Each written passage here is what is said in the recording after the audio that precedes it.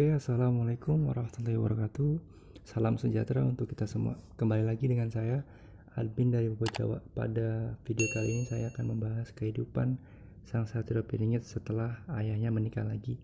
Pada video sebelumnya, saya sedikit membahas tentang hal gaib yang berkaitan dengan sang satria piningit di masa yang akan mendatang.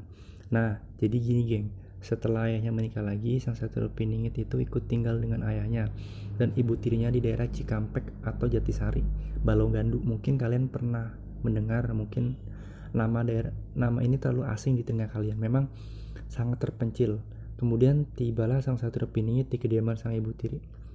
Kedatangannya pun cukup disambut dengan keluarga tersebut sih. Jadi geng, kepindahan sang satria piningit berdampak pada sekolahnya juga. Jadi juga karena di di pertengahan semester harus pindah.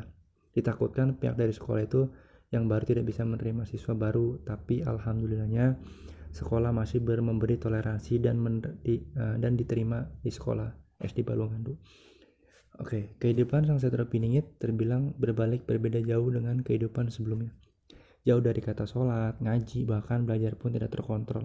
Sangat bebas sekali. Mungkin ini yang diimpikan sang satria piningit masa kecil, bebas aturan. Mungkin seperti itu karena dulu tinggal di neneknya itu terlalu banyak aturan mungkin ya. Nah, apalagi setelah ditinggal oleh ayahnya keluar kota untuk bekerja di fase ini, mungkin untuk seumuran anak kecil terbilang sangat prihatin ya geng. Jadi geng, yang namanya ibu tiri hanya cinta pada ayahnya itu memang benar adanya. Bahkan perlakuan yang tidak baik yang diterima oleh sang satria piningit oleh ibu tirinya bahkan tidak diperhatikan dalam hal pakaian. Jadi menurut cerita dia bersehari-hari tuh makan cuma pakai sambal rawit sama garam doang, makan sama tempe aja udah paling enak, kata sang satria piningit. Itu penyampaian dari ayahnya ya, karena katanya sih itu nggak tahu deh, ntar Amin jelasin juga. Intinya sang satria piningit tidak diperlakukan oleh ibu tirinya dengan baik. Selepas itu sang ayah datang dari rantauannya. Betapa bahagianya melihat sang ayah. Seperti kejadian pada sebelumnya, tangannya tak pernah lepas untuk menggenggam baju sang ayah. Jadi kalian tahu gak sih geng, sifat sayang ibu tiri berbanding balik tiba-tiba menjadi baik. Yang tadinya tuh enggak perhatian banget sama satria piningit, namanya tuh enggak perab dalam hal baju semuanya tuh. Nah, ketika ayahnya pulang itu di depan sang ayah satria piningit itu jadi baik geng. Jadi setelah beberapa hari tinggal, sang ayah ingin berangkat kembali keluar kota. Sebelum keberangkatan, di teras rumah sang ayah bercerita tentang pekerjaan dan ada satu lagu yang masih diingat sang satria piningit. Mungkin kalian pernah mendengar lagu gini. Lingkaran kecil, lingkaran besar, dikasih pisang, lalu dimakan. Mungkin tuh nyanyian anak zaman kecil lah, mungkin untuk semua juga mungkin udah pernah mendengar kali lagu itu. Setelah beberapa saat sang ayah bilang, "Nak, besok ayah berangkat kembali, jangan bandel." Di situ sang satria piningit mulai menangis. Kok cepet banget sih ya? Padahal baru beberapa hari. Jadi kesedihannya itu bukan karena ditinggal oleh sang ayah, tapi sikap ibu tirinya yang kurang perhatian. Di sini admin cukup salut kepada sang satria piningit kecil. Dia tidak ingin menceritakan kejadian yang dialami jikalau tidak ada ayahnya di rumah. Gak mau ngeliat ayah sang ibunya berantem. Gila dong, seumuran segitu dia punya perpikiran positif yang gak mau orang tua itu berantem. Mungkin berbeda banget dengan dengan seumuran kita dulu kali ya. Nah, keesokan harinya sang ayah berangkat dan pelukan erat sang satria piningit kepada ayahnya. Jangan lama-lama ya perginya, dalam hati sang satria piningit mungkin mengucap, aku gak kuat ya. Oke geng, admin hampir lupa menceritakan detail lingkaran di sana. Jadi geng, di depan rumah itu ada sungai yang lumayan besar. Konon bisa dibilang memang angker dan ada buaya putih yang menunggu sungai tersebut. Dan ada tradisi yang sampai sekarang masih diyakini oleh masyarakat tersebut.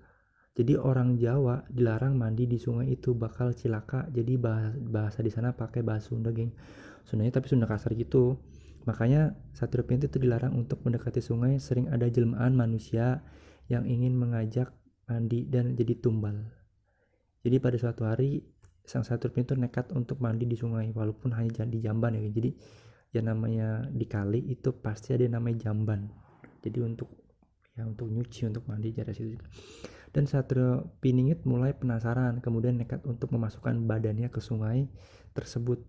Posisi anehnya, tiba-tiba sang Satrio Piningit itu terpleset jatuh hingga terbawa ke tengah. Untung ada warga yang mengetahui, jadi nyawa sang Satrio Piningit itu terselamatkan dan membuat geger.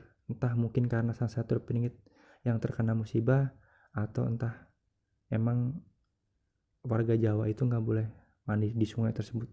Dan pada kejadian tersebut, konon warga yang melihat ada pusaran di dekat sang Satrio Piningit tenggelam. Jadi coba aja kalian yang mendengar tentang sungai tersebut bisa dicek langsung, biar admin tidak dibilang mengada-ngada atau mengarang cerita. Jadi letaknya itu di daerah Jatisari, di daerah Cikampek, Bulungan. Coba kalian bertanya deh, cari infonya, biar disangka admin tuh nggak bohong atau ngarang cerita. Jadi misalkan, jadi biar kemudian esok harinya sang Satrio Pining itu diajak untuk ikut angon-angon kambing, jadi budak angon gitu geng, oleh anak-anak sekitar situ. Jadi dilakukan setiap hari sepulang sekolah, karena mungkin sang Satrio Pining tidak betah di rumah karena sikap ibu tirinya. Pada suatu ketika tiba-tiba sang nenek itu dari pihak ayah itu datang, jadi nenek yang itu geng, yang Jawa Barat itu geng. Hanya saja sang Satrio Pining itu tidak di rumah lagi, jadi budak angon kambing.